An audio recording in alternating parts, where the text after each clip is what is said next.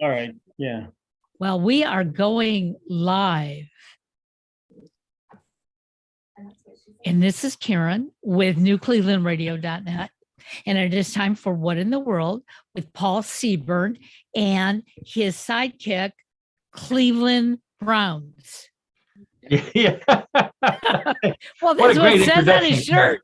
But we know, we obviously we know what's the most important aspect of this podcast today. It is not any of us. It is the winning Cleveland Browns. And Yeah, it is. John There was, it is.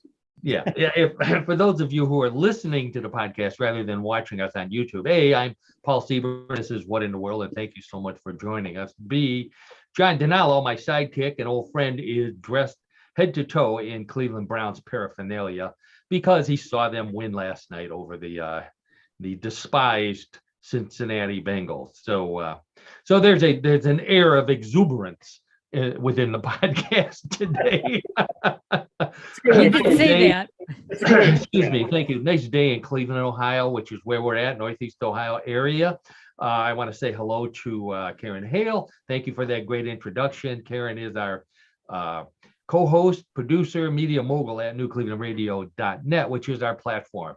You can see us there, find out how to, where we're at on Spotify and all the other great places on YouTube, where there's a link to us on YouTube. And then take a look at all the other great podcasts Karen has. The stories you're hearing today, our motto is real news, sometimes strange, always funny. Everything is checked with multiple sources. I know that's hard to believe with some of them, but seriously, I am a real journalist. I actually do check sources, and all of these stories, with the exception of Bluff the co-host at the end, which we'll talk about, are real stories from various news sources throughout the internet. You come here because they're funny, they're fun, they're weird, they're strange. We like to have a good time with them. Our goal is, number one, to entertain ourselves, and if we're entertaining ourselves, we think we're entertaining you as well. So that's the name of the game here. I am the head writer and editor at mysteriousuniverse.org.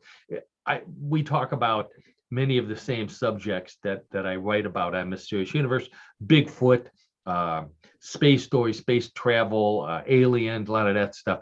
I get into more depth at Mysterious Universe. So just so you know, there's another place to go. I'm also on Facebook, so look me up on Facebook. Google my name, you find all kind of strange stuff about me. Don't Google John, that could be dangerous. But anyways, let's see what we got here on What in the World. Today is Tuesday, November 1st, first day of November. So okay, so we've got some interesting stories today off the beaten path. The world's smallest TV. Wait till you see this, everybody. This is, when I say wait till you see this, that's directed to those of you watching on YouTube. I do have a number of photos that I include with the podcast. I will describe them to you so that if you're listening, you can still figure out what we're looking at. But for grins, please visit us on YouTube. Follow us, do all those things that they like you to do. You'll get to see the world's smallest TV, which we'll talk about in a second. We're going to find out Bigfoot's least favorite state. We're going to find out how to drink champagne in space. In fact, how to get champagne in space, Karen. This has been a challenge, obviously, since the Sputnik program in the 50s. How do we celebrate once we get up to space if we can't open a bottle of champagne in weightless right. condition? Yeah. So they finally figured out how to do it. And we're going to see some photos of that. So let's see. A really picky monkey. And that's all I'm going to say about it. But emphasis on the picky. And that's all I'm going to say. We have a gift from the Mothman himself. So please stay tuned for that. Especially if you're down in West Virginia.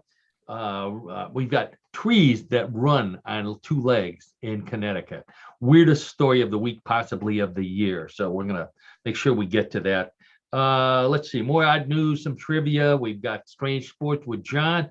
And then we'll play everybody's favorite weird news game, Bluff the co-host. If you haven't heard from John lately, we lost the connection on him. So I know he's working hard with his technical support staff, namely his talented wife, to get him back online. So we're going to get started here with our Mothman story. I want to give a big shout out to a good friend of the show, Brian, down in West Virginia. Brian, I know his brother from high school. We all went to the same school. John grew up in the same neighborhood as Brian. Brian has become a great fan of the show, and he has one problem though, and that is that he lives in West Virginia, and it bothers him that we talk so much about Ohio monsters. We talk about Bigfoot all the time. Bigfoot is pretty much the dominant Ohio monster. Down in West Virginia, the big monster is Mothman, down in Point Pleasant, which is at the intersection of the Ohio River and the Kanawha River. There's a bridge there over the Ohio River. And for those of you that don't, I'll give you the 25-cent explanation. Back in the 60s, there was this flying creature with red eyes that people were seeing in Point Pleasant, which is right at the bridge on the West Virginia side. All kind of people were seeing it. Everybody got scared. And then the bridge collapsed. And unfortunately, a number of people died. And Mothman disappeared. So these people, I admire the people who are the keepers of the Loch Ness Monster, because the entire city runs on the Loch Ness Monster. Point Pleasant is almost the same way. It runs on the Mothman. They have an annual weekend-long festival. They have stores devoted to Mothman, to museums, restaurants, you name it. And now Brian has introduced us to Mothman beer. Whoa. Wow. Mothman beer, that's right. So Brian didn't tell me how he obtained the Mothman beer. I'm assuming that it's one of the popular products in Point Pleasant, especially during the Mothman Festival time, which was just a few weeks ago, if I remember correctly. So he thought that John and I would be interested in the beer, because we mention occasionally our partying days from when we went to college together. Now, this is so typical of Brian, because Brian sent me a can of Mothman beer, but he sent me a can that formerly had Mothman beer in it. See, Brian, the beer in the way he drank it. He drank it. That's right. How dare he? I'll tell you what, Karen, knowing Brian, I'm surprised he didn't send me an empty 6-pack of Mothman beer, or perhaps an empty case of cans of Mothman beer. But no, he just sent one. I guess he wanted to save on postage, but we do appreciate it. I mean, I got a kick out of this. My wife said, who the heck is this guy and who's Mothman? And I had to go through all that stuff with her. So it fits perfectly with the theme of our podcast. And Brian, another thing that I'm sure he knows is that Ohio is jealous of West Virginia when it comes to Mothman. I've been noticing lately, a lot of these sites will do at the end of the year, what monster is the most popular by state.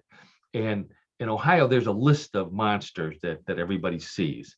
And believe it or not, Mothman is starting to show up on the Ohio list because we're jealous of all the money that Point Pleasant is making. And it's just right across the Ohio River from whatever it is. I don't even know what's on the other side. Point Pleasant is the most famous. And Brian also, now Brian is the high school I went to is Padua Franciscan High School in Parma, Ohio. Brian is a member of the Padua Hall of Fame. He was a wrestling. Wow. Yeah, he was a wrestling coach at the school. He was a very, very excellent state champion wrestler, if I'm not mistaken. And according to the card that he sent me, his team that he coached in West Virginia wrestled against Point Pleasant. So he has a lot of contacts with Point Pleasant. So Brian, there you go. You took up 5 minutes of our time here. No one gets that kind of time. So that's how grateful I am for this wonderful gift, Brian. I want to thank you again. The motto of Mothman Beer is the mysterious Mothman said, "Still at large." Could have come up with something better than that, but it's a cool can. It's got the Mothman on it. You can see his red eyes. So there you go. Thanks again, Brian. I apologize for John not being here, but looks like he's having a serious problem. So last night was Halloween. Karen, did you have a bunch of kids at your place? We had zero. Zero. I'm surprised at that. You live in a popular area, popular little section of Northeast Ohio. You know, maybe people here don't like kids. I don't know. Wow, or don't like candy. Well, they too. Yeah. We stocked up on candy, but we really did have quite a few. Well over 50 kids. So that was a pretty good haul for us.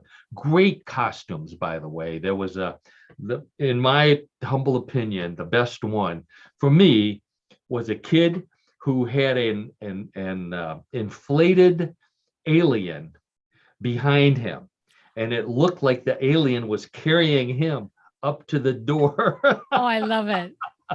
So I thought absolutely the best costume. Now, as far as candy goes, it seemed like I look in the buckets to see what the kids are getting, and pretty much everybody gets the same kind of candy.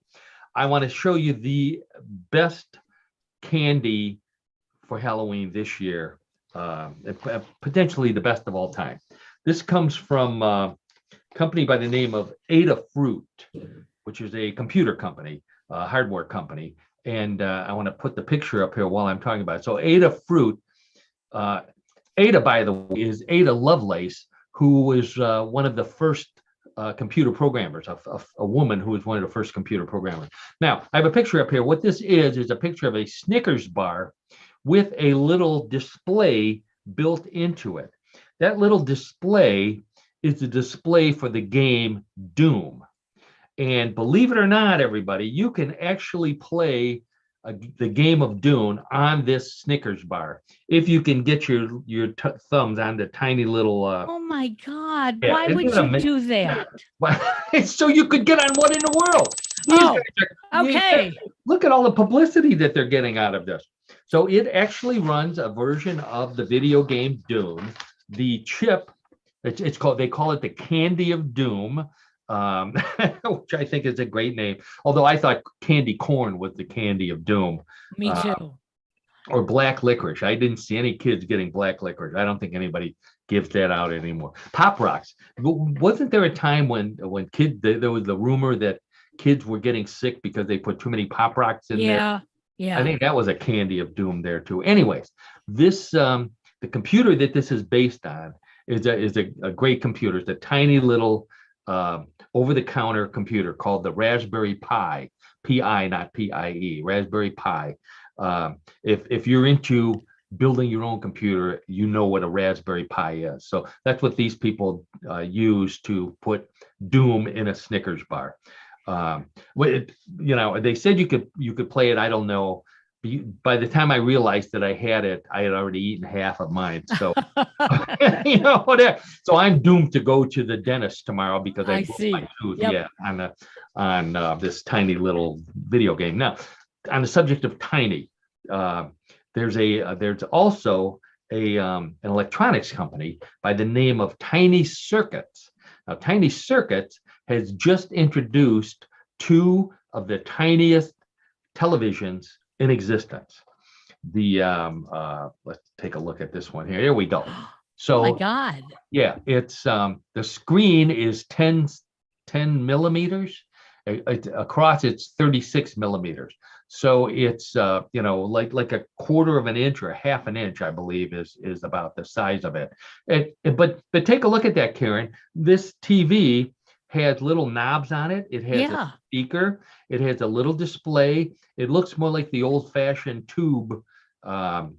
It has little legs. Yeah, so yeah. Now, and they say you can watch anything, absolutely anything. Now, I tried them out. I went to a store as soon as I saw this. I ran to my local electronics store, and I needed 6 of them to watch a special on Dolly Parton. So you have to good be careful. one. You have to be careful what you watch. But here's another photo of, I think I have. So you can either, you can turn the knobs, or they give you a little teeny tiny remote control, which That is incredible. isn't it? It's like, if you lose this remote control, I can tell you where it's going to be. You're going to find it in the dog's poop because the dog ate it. It's the size of the guy's thumb. Look at that.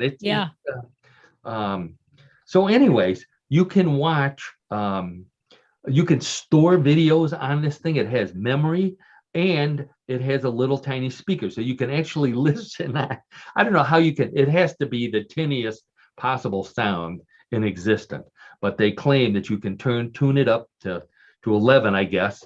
If you can't hear it, I suppose there's a button for closed caption, but then how are you going to read it? You need a magnifying glass. Right, exactly. In order to read the closed captioning on there. So I think we've got John back here. So John, there's the world's smallest TV right there. The first thought that came to my mind was, that is a very small TV. Oh, wait, look, there's a whole line of them. Look at. They come on all different shapes and sizes. The thing I love the most about them is its little tiny legs. Like you can, I don't know where you would put this. So I would have to put it like on a TV tray or something in front of my favorite TV watching chair. And then you got to lean way up. Does it run off a battery, right?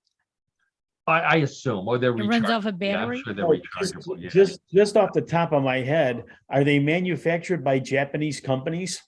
Oh no, geez. Oh man, I'm not even going to touch that question there, John. Probably are. Yeah. Although they could be. I don't have. I went looking. I couldn't find where they were located. It's called Tiny Circuits. So not circus. You couldn't watch a circus on here. Same with watching Dolly Parton. You want to see an elephant, you need 4 or 5 of these them together. So good one. Very good. All right. So John walks in right at the worst possible time here, because our next subject is the rattiest city in the United States. And by rattiest, I mean most rats in the city. So okay, I'm closing my eyes. no pictures. Don't worry about it. Good. So what would you think, though? I'm asking both of you and those of you listening on to the podcast. What would your choice be for the rattiest city in the United States? City with the most rats. I'm going to say New Orleans. Ooh, New Orleans. Good. Interesting that is choice. probably a good one. Karen, how about you? I was going to say New York City. New York City. Yeah. New York City is the popular choice because recently there was a video that went viral of a rat taking a piece of pizza, a slice of pizza, a pie, carrying it up a flight of stairs into a brownstone. Yeah. Oh, it was everywhere on the internet. Turns out New York City is number 2. The number 1 rattiest city in the United States. I can take these TVs down here for a little while. Number 1 rattiest city in the United States, Chicago, Illinois. Wow. Yeah.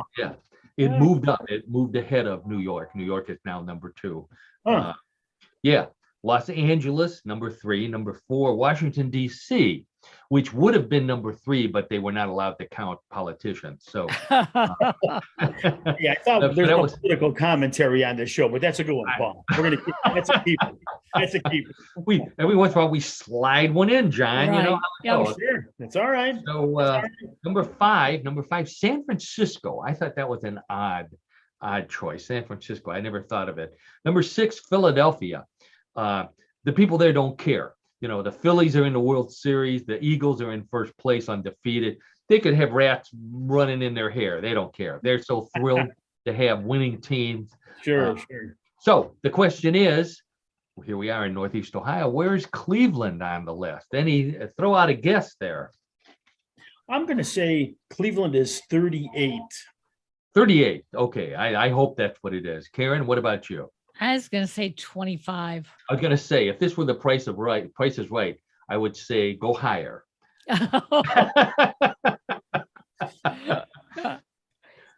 So you went higher. That was a good choice. Actually, Cleveland is number 8. Oh, Yeah, just behind wow. Baltimore. Yeah, I was surprised at that. Here's what I think, and this is for our Cleveland listener. I think it's because of redistricting. I think that whole redistricting map, has Oh, already, we somehow we've accumulated all the rest.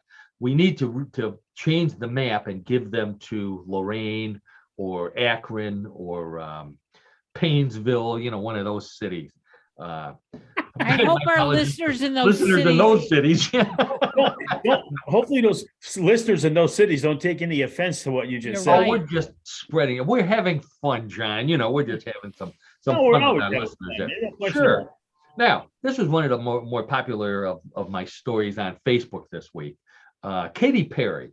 Now, I'm a fan of music. Katy Perry, she's a singer. Sorry for all you Katy Perry fans, but she was on the news this week, and I just have to put up the photo so you can see what she looks like here. It really pays to see the video. So Oh my Katy gosh. Perry is number one. She's wearing an outfit made out of aluminum cans, and with to keep the show clean. 2 of them are strategically placed in her chestal area, as we would say when we were 8 years old. So but the thing that caught everybody's eye after that was the fact that one of her eyes was shut.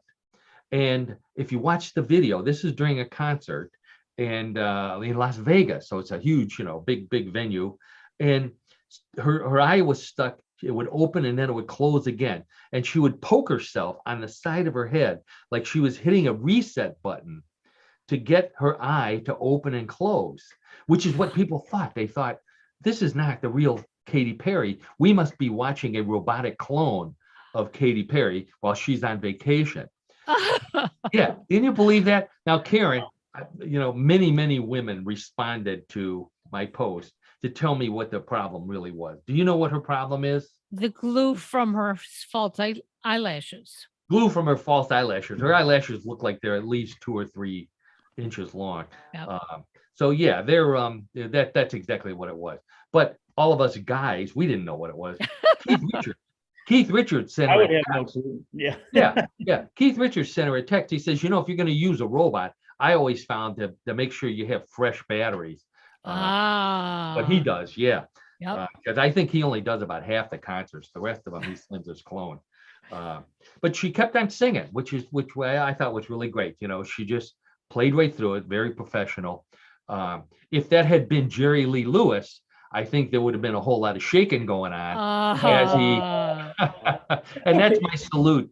That'll pass. That's a good one, Paul. That's a good one. My salute who this week, age about 87.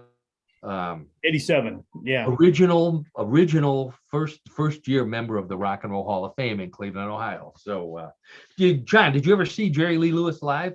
No, never did. And I read the biography or whatever that was just out. I really didn't recall that he became a country singer. I knew that he was more of like a rockabilly singer when he in the 50s and all that, right? And I knew he was still around, but I never really made the connection that he was a country singer, or never really thought of him in those terms. But he obviously did a lot of good things that way. He did, yeah. Two things I learned. One thing I knew, I was reminding of it, and this may explain his country background. He grew up in Louisiana, in Faraday, Louisiana, with his 2 cousins. One of his cousins was Mickey Gilley, big country singer. Big country singer, sure. I've never seen Jerry Lee Lewis, but I haven't seen Mickey Gilley, but I've been to his venue down in Houston, where the Urban Cowboy was filmed. So, right. So that's one cousin. His other cousin was Jimmy Swaggart, the famous TV evangelist from Baton Rouge, as a matter of fact, who was disgraced for all kind of things. Stuff that ministers get disgraced for these days. Let's put it that way. Now, but the other thing that I wanted to know was why they called him Killer. I thought there has to be some kind of great story behind that. Do you know, by any chance, why they called him Killer? If I remember what I read, he had two wives that passed away suddenly. And Oh, really? yeah, and so I don't know if that's the direct connection or not, but at least the article I read had that notation because he was married several times, but Ah, he was considerably old, well, he was older, let's say, than his one those two wives, yeah. right? One was 13 when they got Oh, married. that was a scandal. That put him off. That put him off the grid, if you will. Yeah. Oh, yeah. That's why he became a country singer. Yeah. I'm surprised he didn't become a mime or something, just go completely undercover. That's right. That's right. He could Join be Kiss. Yeah. Getting Kiss. Who's the right. new guy? Playing the piano. It looked like Jerry Lee Lewis Yeah. with a star on the middle of his. Actually, John and everybody out there, he was known as Killer long before he had his fourth or fifth or seventh or how many wives he had. It turns out that when he was a kid, back in Faraday, Louisiana, he got into a fight with an adult man, and tried to choke him with his own necktie. Oh my gosh. Yeah. So that's the name. That's how he got the moniker. Okay. Yeah, which is tough to do. I mean, I can't choke myself with my own necktie. I was thrilled when the turtleneck came out. I was thrilled. That was just the greatest invention as far as I was concerned. A turtleneck. Also, were you a big turtleneck guy, John? I don't remember you ever seeing you in a turtleneck. One of the things about turtleneck is if you really do a bad job of shaving, okay, that will cover up your mistakes. What are you trying to say, John? I'm not speaking from personal experience. I'm just like making a general statement. Okay. All right. So, speaking of John over here, John always asks if we have any good Bigfoot stories, and of course, I try as hard as I can. And I've got two this week, and I promised John that I have photographs, so to speak. So you'll see what I mean there. So this is a story from the Bigfoot Research Organization, BFRO. I've talked about them on the show a number of times. They keep track of all the Bigfoot sightings in the United States. They just came out with a new listing, and they said the place, if you want to see Bigfoot, the place to avoid is Wyoming. There's not been a Bigfoot sighting in Wyoming since 2008. 2008. Wow. Yeah, that's a long time ago. That's 14 years ago. They say, people still say they hear Bigfoot howling in Wyoming, but what the explanation is that that's just people waiting in line in Yellowstone complaining because the line is so long, and they just, oh, please let us in. But I get that. There you go. So John, you were off the air while we talked about the Mothman beer from our good friend Brian down in West Virginia. So I want to show you the can here again, because I want to make reference to, it says Mothman on it. Mm-hmm. And by the way, our good friend Brian drank all the beer. So typical. So anyways, I believe that Wyoming's problem is that they don't have Bigfoot beer. If they had Bigfoot beer, they would attract Bigfoot, and maybe, Bigfoot festivals and Bigfoot hunters and Bigfoot fans like John. So turns out there's a couple of Bigfoot beers, and that's what I have a photo of here. So let's take a look at Katy Perry again here. Let's take a look at Bigfoot beer number one. Bigfoot beer number one is Bigfoot barley wine style ale from Sierra Nevada Brewing, which is not in Wyoming. That's in California, if I'm not mistaken. Nice little cartoon drawing of Bigfoot and what looks like a Yosemite Sam being terrified by the sight of right coming out of the woods. I hope that's what he's doing. He's kind of squatting down there. He may have drank too much Bigfoot beer. I don't know. So anyways, Bigfoot beer is strong and robust with the refined intensity of a wine. Now, I know a number of people who are Bigfoot hunters. They don't care if their beer tastes like wine. All they care about is that they can drink it fast enough before Bigfoot finds out that they have beer. They don't care what it tastes like. Bigfoot, but beer that tastes like wine, I don't know about that. I don't even think Bigfoot. Where is Bigfoot, by the way? Bigfoot, are you here? Bigfoot is yeah, I agree. Bigfoot wine is So the other Bigfoot beer for you, John, if you don't care for beer that tastes like wine, we have this one here, and this is Olympia beer in the Bigfoot can, which is 24 ounces of Wow. probably beer that's closer to what most Bigfoot chasers like to drink. Well, and I think we all know that Olympia is a very huge beer on the West Coast. On the West Coast, Olympia, yeah. Washington. Yeah. So sure. this is a big Washington beer. I like their motto. It's been around since 1896, which is a good sign. Their motto is "Find your wild side," which, according to Reed, you go to New York to find your wild side. Yeah, I like that slogan myself. Oh. Yeah. So so there's your two Bigfoot photos for the week, Okay, John. well, thanks, Paul. Good. All right, more credible than what we usually see. Get your I had to say it. Sorry, I just had to say it. Get your order in now. That's right. We should be, a Mothman. If the Mothman beer people are listening, we're open to sponsorship. Same with Olympia. Absolutely. I know I've already torn apart Sierra Nevada Bigfoot barley wine tasting ale, but if you guys are interested, please give us a call. Yeah. Now, let's move from beer to champagne. French champagne company by the name of G.H. Mumm has spent 5 years developing champagne that can be drank or drunk in space. And this is, it's called G.H. Mumm. Does it have a name? I'm not sure if it even has a name. I don't see a name, but it has a special little device on the top to catch the cork so that it doesn't go flying off into space. And it comes with a unique space station glass, which is over on the side there. And if you notice, that glass does not have a bottom on it. It's a long stemmed winish type glass, but it doesn't have a bottom. Because you don't need one in space because it's weightless, right? Huh. That's very interesting. That is very interesting, Paul. Okay, now, John, Mr. Logic, if the glass is weightless, that means the champagne is weightless too. So once you pour it, how does it get into the glass, you may ask? Well, here's astronauts testing this new champagne, and what they do is it comes out in balls and they catch it, which looks like a fun game.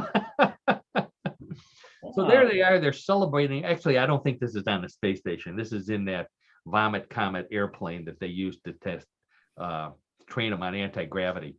But yeah, they're catching balls of champagne. I think, didn't we see balls of champagne open for Three Dog Night back in college?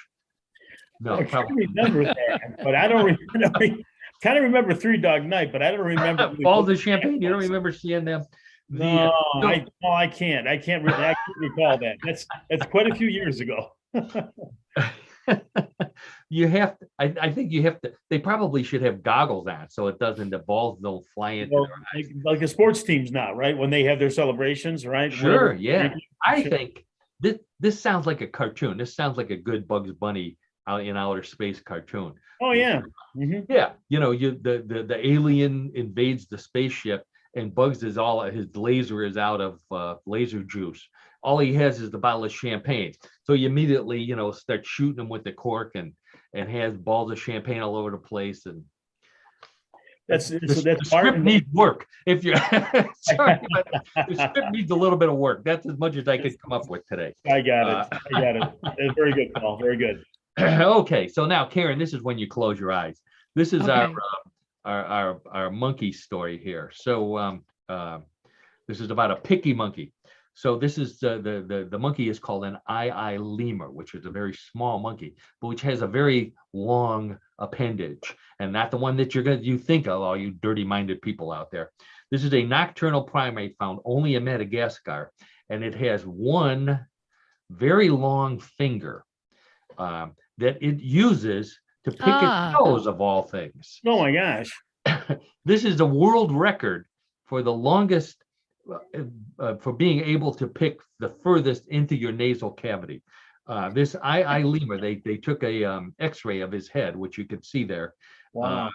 At the Museum of Natural History in Bern, Germany. No, Bern is in Switzerland. Right. It went all the way up its sinus and from the sinus into its throat and then Ugh. into its mouth.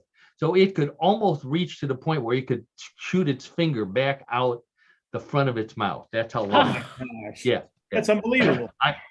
Isn't that amazing? It No. could have gone. I'll tell you what, if it was driving while it was picking, it probably could have gone Oh, another couple inches. Wow. Now, okay. if I'm not mistaken, don't lemurs have very long tails also? Do they have very long tails?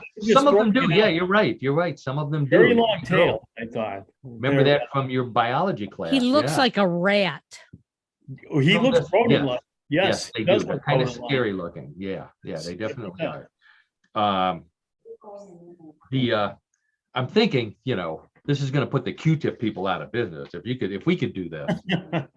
In fact, if you could reach your ear from the inside and get the wax out of there too. Do it all at once. Okay, so now here's one more. This is another oddball thing. This is a guy. Okay, his name is Brian Stanley. He's an American engineer, and he lost one of his eyes to cancer, but he used it as an opportunity, as Americans are wont to do. He saw opportunity instead of tragedy. And what he did was, instead of just using a normal prosthetic eye, he had a flashlight, but really a high beam flashlight built to fit into his eye cavity. Fully functioning. He calls it the titanium cyborg eye. He wants to market it, obviously, to other people. He says it's perfect for reading in the dark. It doesn't get hot, and it has a battery life of 20 hours. So, I mean, I was thinking if he could turn this into a strobe light, he'd be a great DJ. Right? He'd be multifaceted. He'd be Oh man, I think it'd be. I don't want to lose an eye, but boy, I think he has quite a career there. He has to take the eye in and out to change the battery? Or to charge it. Yeah, I'm not sure exactly how that works. Yeah. Oh, okay. 20 hours. Yeah, well, that's what they do. Could be a patented product. Could be a patented product, right? I'll tell you what, John, this is the way my mind is working. I thought about the strobe light, but really the first thing that came to mind for me, if I had something like this, is I'd want it to be an X-ray light so that I could see through clothes. Wouldn't that be going for the movie, going with the man with the X-ray eyes, Ray Milland. That just proves to all the women listening to the podcast that all men, our maturity ends at the age of 13. You can make a case with that, Paul. You can make a very good case with that. Yes. Yeah, the lovely Donna says that all the time. Yeah, you're still 13 years old. That's right. That's what I want. I want X-ray eyes so I can see through clothing. So now up in the Ohio area, and as well as in many states across the country, next week is election day, next Tuesday, and there's a new political party in Denmark. We normally don't talk about politics, but I'll take this guy down here. I want to mention this political party. It's called right away. New political party in Denmark, committed to a platform thought up by an artificial intelligence robot. So artificial intelligence, I mean, that doesn't exist, but his name is Leader Lars. That's what they call him. His platform is universal basic monthly income and better computers for government offices. So that's what he's running on. Artificial intelligence. Most Danish people don't care. They don't care if he's a robot. They don't care if he's artificial. They just like the idea of a politician with intelligence of some sort. So I think he might do well here. Yeah, I think so. The left-handed. I'd vote for him. I guess so. That's right. I was thinking, so Karen says you would vote for a robot. I was trying to think if we ever had a robot politician. Or someone or a robot who would be a good politician. And the one that came to mind was the robot from Lost in Space, because he was always running around saying, danger, danger, Will Robinson, follow me, which is pretty much what politicians say every day. Yep. Follow me, vote for me. Sure. Would you agree with that, John? I would agree with that, yes, because they're trying to obviously gain followers if they're running for an office, and when they're in office, they're trying to get they're they're trying to represent their constituents, right? So, Yeah. Really? well, Well, some in a of them are. perfect world, in a perfect world, Karen, let's put it that. Okay. That's right. In a Perfect. perfect world.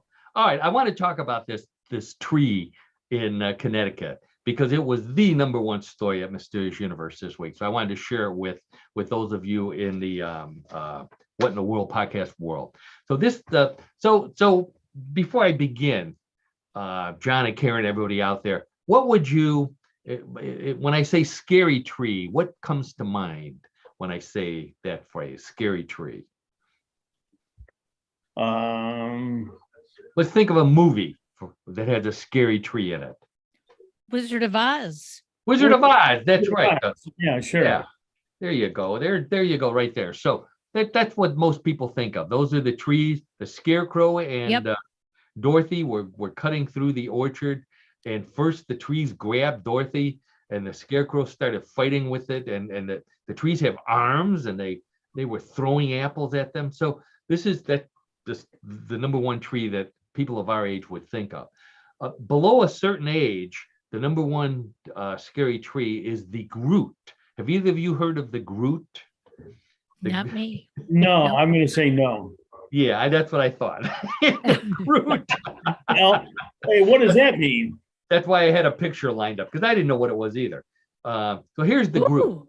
Oh, There's 2 different Groots. Okay, the first Groot, the one on the left, was invented by the late great Stan Lee, who was at the comic book artist from when we were growing up. It was an extraterrestrial tree that came to Earth to capture humans for experimentation, and the only thing it could say was "I am Groot." So that's how it got its name. The one on the right is the baby Groot. So kids were too scared from the other Groot. So whoever is doing this, probably Marvel, came up with the idea for baby Groot. So baby Groot's nice and cuddly as cuddly as a tree could get, but it still says "I am Groot." That's all it says. So so this lady in Connecticut says she's driving down a road, and she says she's in her driveway when she sees a bipedal creature about 4 feet tall, about as wide as my thigh. She says she's 5'6", 140 pounds. Okay, not that big, so she says. Ran out of the woods to her left, across her driveway, into the woods to the property on the right, about 10 yards away. So she got a real good look at it. It looked like a tree on legs with small arms, 4 feet tall. So yeah. So she thought it was an alien, an extraterrestrial. She submitted it to the National UFO Reporting Center in I think they're in Wisconsin, if I'm not mistaken. New Fork, they're called, and she asked them to check it out. So there's no known aliens that look like trees that they could find. She added to the description because they wanted to know what else could you tell us. So she said there were no visible curves, no hips, no shoulders, just straight. It was brown, skinny, no fur or hair, lightning fast, and light as a feather on its rooty feet. Almost looked like it wasn't even touching the ground, which I thought was interesting. She later says its legs were moving like it was pedaling an invisible bicycle and kind of floating as it was riding, almost rather than running, almost like a cartoon. She said, I saw the back and a bit of the right side. I didn't see the front or a face, didn't see a tail, ears, or any other body parts. So nobody knows what this is. Nobody knows what it is. I did some research, and Groot, the alien Stan Lee made up, came from the planet X. It was of the Flora extraterrestrial species. It said Groot because they thought it said Groot because it couldn't pronounce. You got, when your lips are made of wood, it's hard to talk. Kind of So, but it sounds, the rest of the description sounds quite a bit like a Groot. Now, if you're a big fan of J.R.R. Tolkien of Hobbit fame, you'll remember Gandalf's friend Treebeard, who was also an animated tree, and he was also 14 feet tall. So he was much bigger and more powerful, not fast. It was powerful and slow. So some people said maybe it could be a manifestation of Treebeard. There's a number of religions and cultures that have tree gods, and some people said that maybe even the North American natives, the indigenous people of America may have a tree god that it could be. But they thought they were more into spirit. So anyways, that was so nobody knows what it was that she saw. And obviously, if I had a photo, I would have showed you. So I don't have a photo. I'm going to go right there. Actually, did she have a chance? I know. I'm true to form. I don't even have any tree beer. Yeah, tree beard, but not tree beer. Okay. I got you. Yeah. Okay, good. My lovely wife will point out later that one of our favorite restaurants in Houston was called Tree Beard. Now I know where the name came from. Cajun restaurant, really, really good, in a church of all places. So, in a former church. So you didn't, anybody could go there. Sure. Well, it's a restaurant. They're trying to drum up business. I know. It was a cool place to go. This is a thing in. I went to a restaurant in New Orleans a while ago, and it was more of a traditional church. It was a 2-story. Treebeard with a flat, nondescript church. This one was a beautiful church that they decommissioned or whatever they did, unblessed it, and we had seats up in the choir loft. We paid extra because we were on an expense account. So, and it was great. It was great. It was wonderful. It was really an odd and yet pleasant experience to have a nice dinner in a church. Sounds like fun. Yeah, it was. I don't know if it's still in existence. If I ever get back to New Orleans, I'd like to go there. But we're not going to New Orleans. We're going back to one of our favorite places with John DiNallo and What in the World of Sports this week. Every week I ask John to come up with a strange, unusual sport, and he always does. As I said, he always does. Some of the sports we can participate in. Some of them we wouldn't want to have anything to do with. A number of them we'd like to start our own teams in the Cleveland area. This may cover all of them. And it's for that, Paul. There you go. It's from one of our favorite countries. So my good friend down in Texas, Simon, this is for you. So John, why don't you take it away with our sport of the week while I get your photographs lined up here? Sounds good, Paul. Sounds very good. So our sport this week is as unusual as the sport's name. And the name of the sport is Dwyle flanking. Now, say it again. Dwyle flanking. I think didn't we go to school with the Dwyle flanking?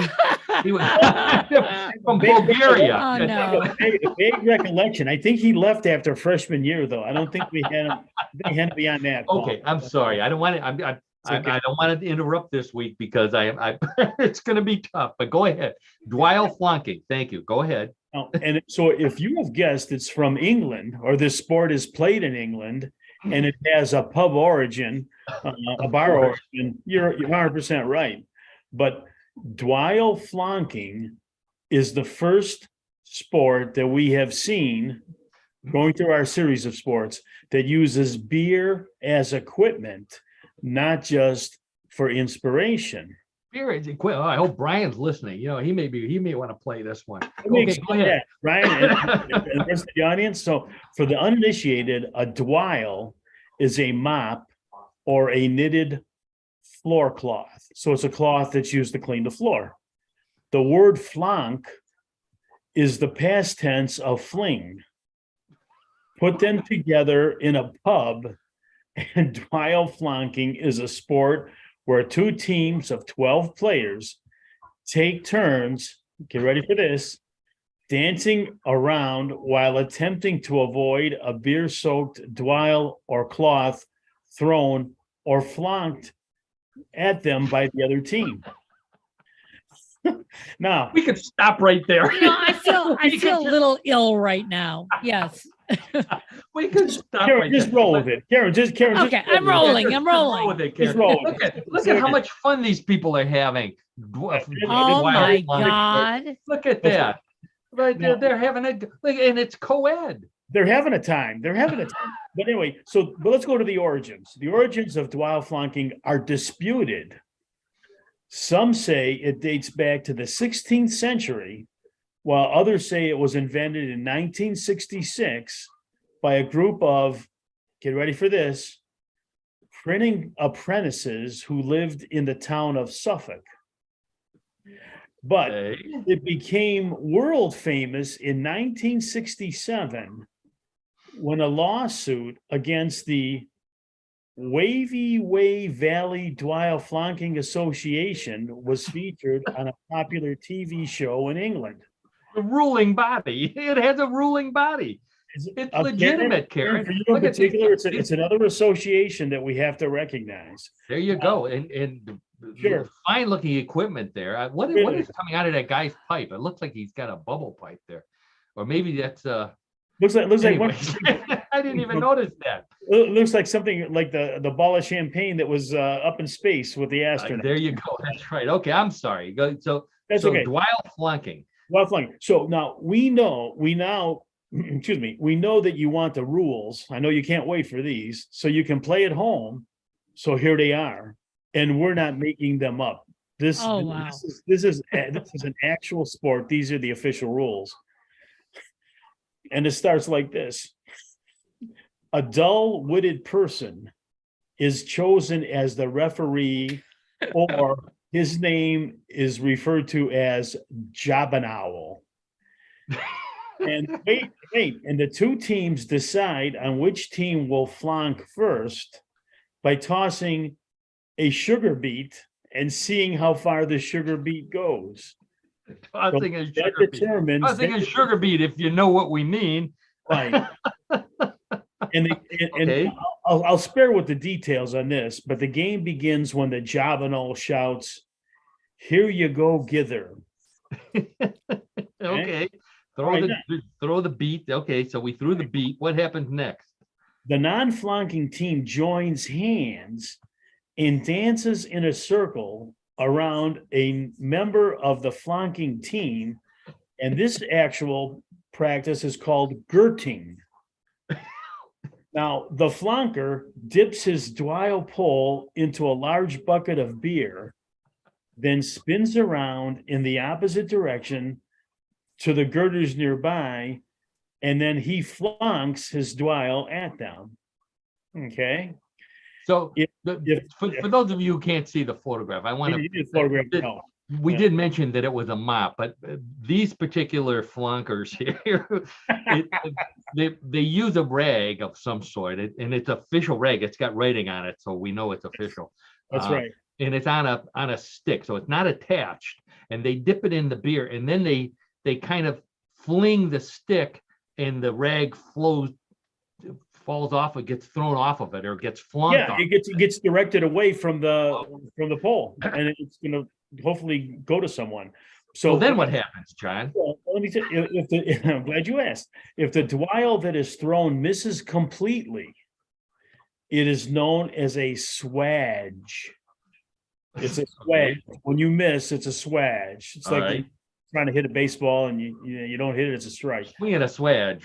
Right. Now, when this happens, the flunker must drink the contents of a beer-filled gazunder,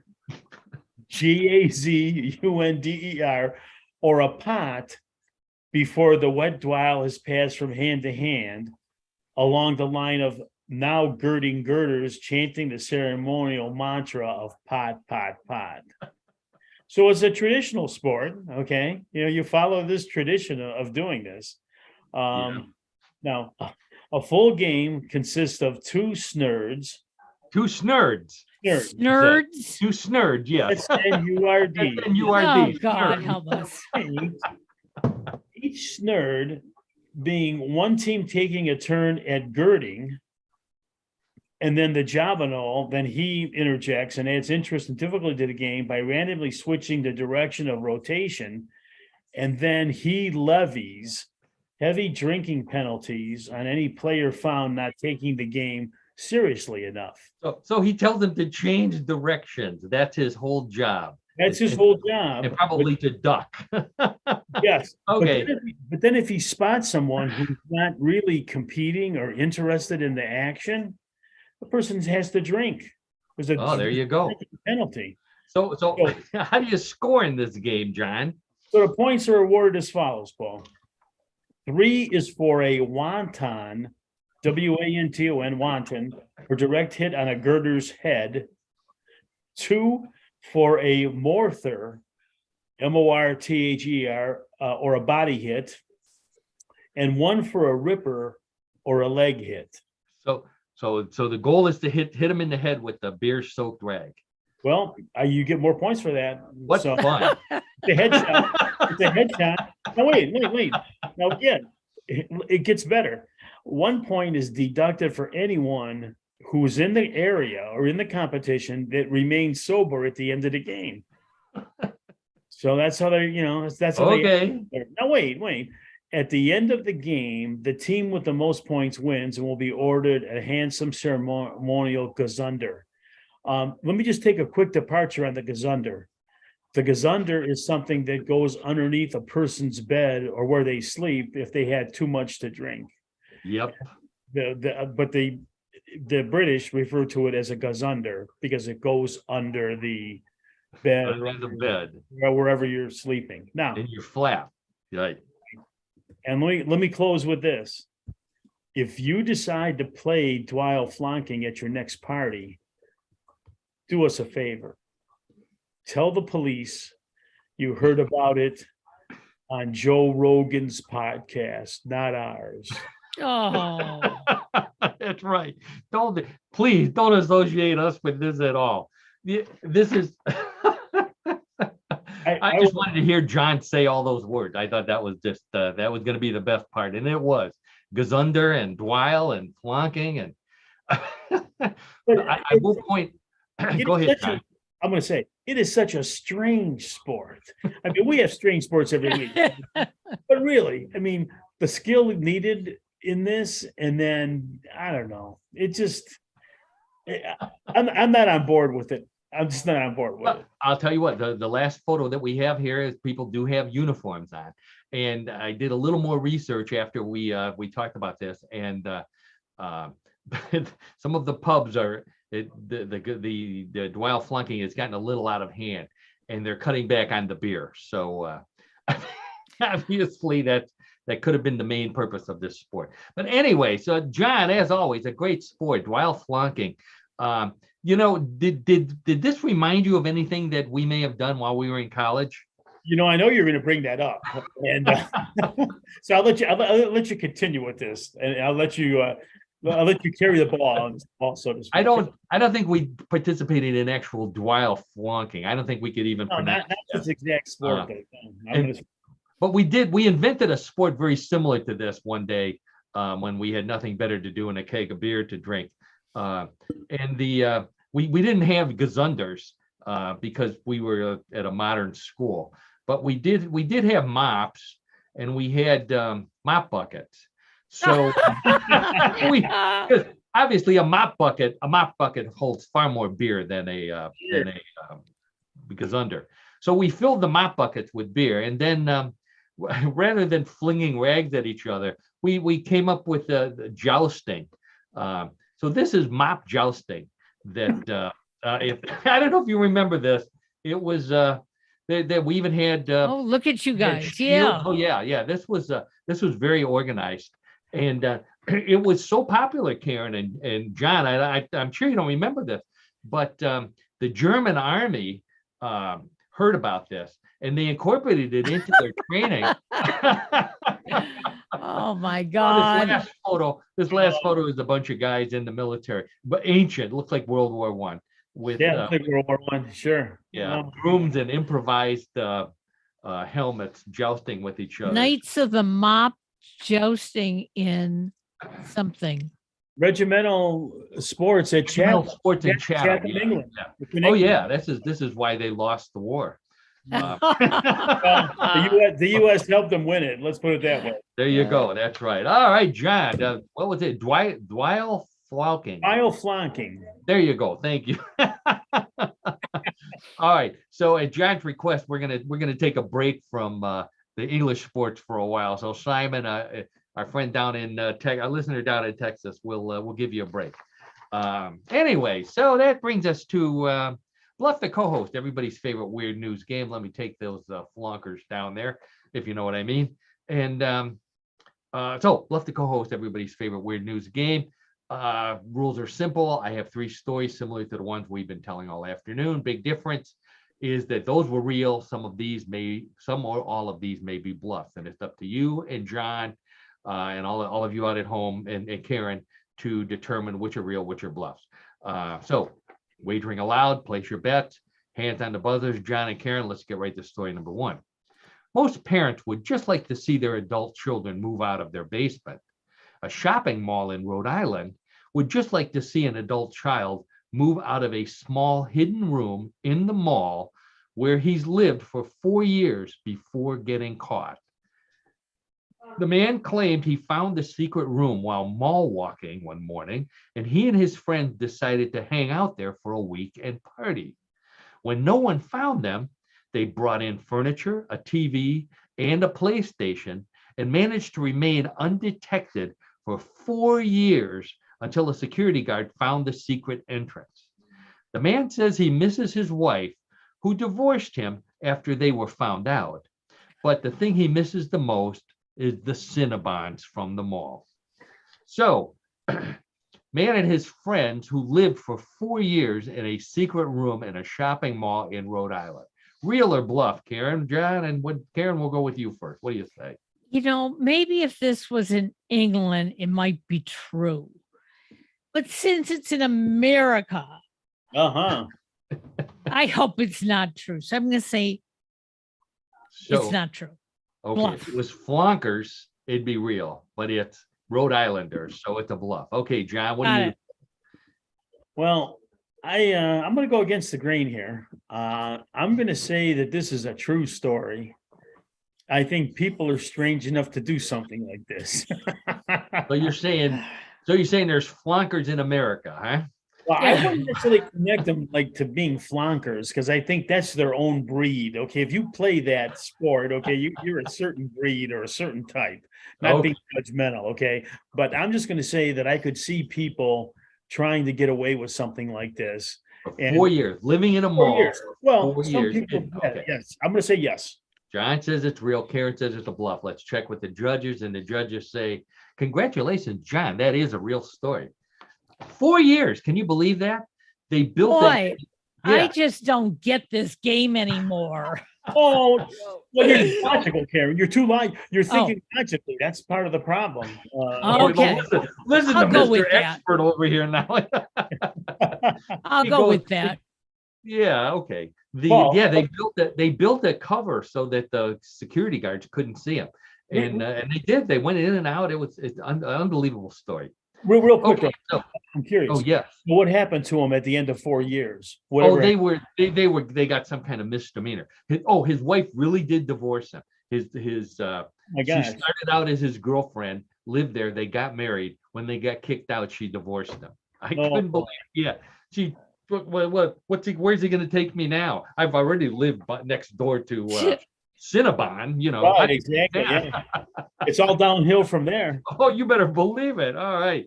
So let's get right to story number 2. Oh, what's the score? 1-0. John is in the lead. Okay.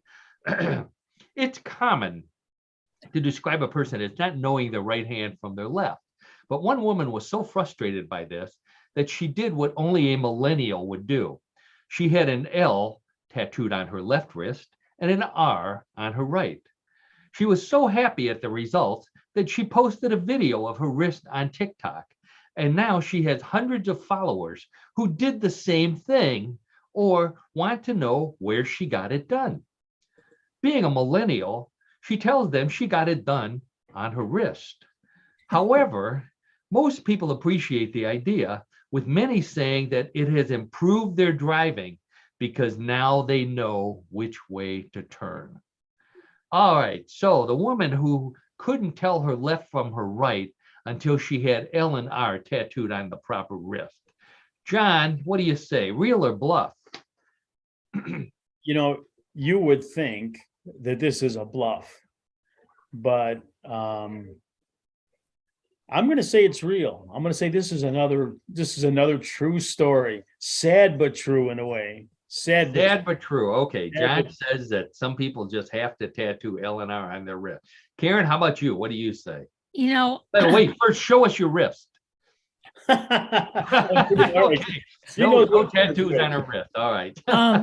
I think it's true as well, because I met a young girl not too long ago who said that she had to put east and west on her hands because she only knew where north was.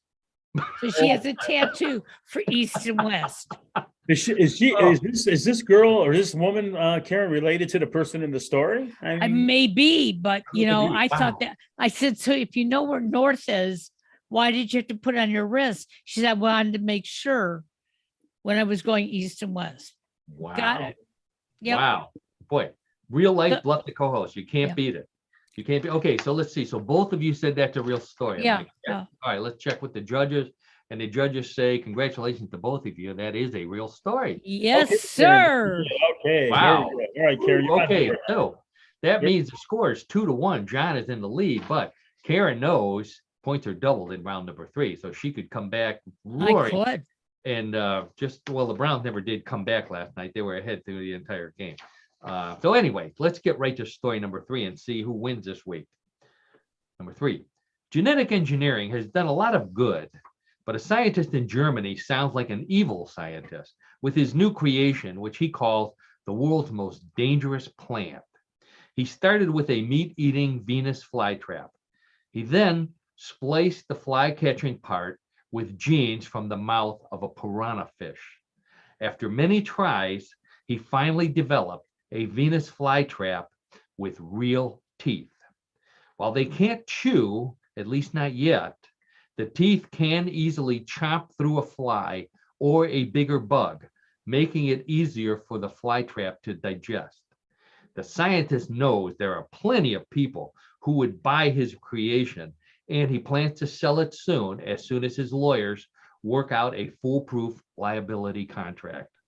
Okay, so the scientist who spliced piranha genes with a Venus flytrap to create one with teeth, world's most dangerous plant. What do you say, Karen? Real or bluff?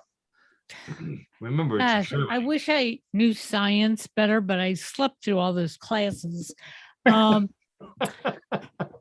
doesn't sound like it's possible, but I'm still going to say it's true. Okay. All right. So Karen says it's true. John, how about you? I'm on the same thinking line that Karen is, that how can it be? How's that possible? But I'm going to say it's false. Okay. So John says it's a bluff. Karen says it's a bluff. Oh, Karen says it's true. It says it's true. Karen says it's true. John says it's a bluff. Let's check with the judges. And the judges their jaws have dropped in disbelief. John is right again. Oh my God. You got 3 right today. I didn't even study this week. 2 weeks in a row. Wow. They're not Karen. By the way, gene splicing can splice different species together. So that's the only bit of truth that's in that one. Well, no Venus flytraps with piranha teeth. That would scare the heck out of me as well. All right, wow. So John is 3-0. I believe that's 2 weeks in a row for John. It is, absolutely. If not more. Yeah, I know he's got a big scoreboard somewhere in his house where he keeps track of all this. you were right about that. I'm sorry. It's no longer a secret because I'm very happy when I win. But I don't know. I can't attribute it to anything in particular. The reason why is because you gave up flunking so many years ago. Probably, yes. That kind of helped me in the long run and helped me today. All right. Well, for all Wow. you flunkers out there, that's the end of another edition of What in the World, your everybody's favorite weird news podcast. I want to thank Karen Hale, our producer, media mogul at newclevelandradio.net, and co-host. Please visit New Cleveland Radio. Check out all the podcasts, including ours. You'll have hours and hours and hours of fun, more fun than is legal in many states.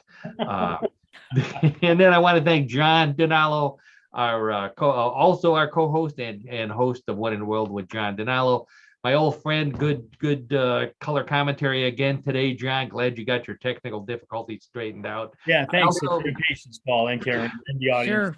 Appreciate Oh it. yeah. And I want to thank our buddy Brian down in West Virginia for the can that was formerly filled with Mothman beer. Brian, you're a sport. Thanks again. And for everybody else, I hope to see you all next week. Don't get too sick eating all that Halloween candy. And that's it. Weird News signing